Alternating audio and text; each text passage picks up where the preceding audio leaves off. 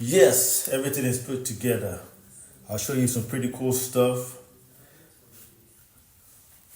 Yes, the car seat and stroller, they're interchangeable. You can mix and match it. So with the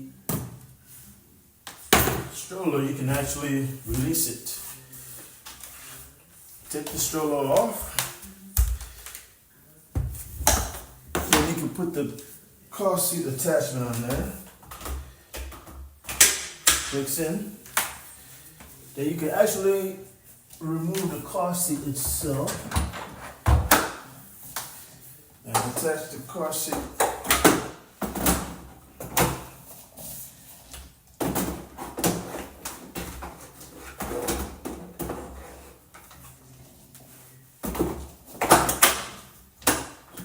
Attach the car seat. Then you can remove the car seat.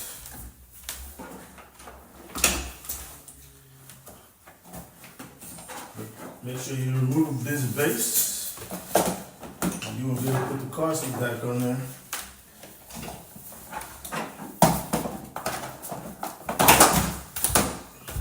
This is removed. Then you can put the stroller back together. This fits in. And you can put the car seat. So you have the right orientation.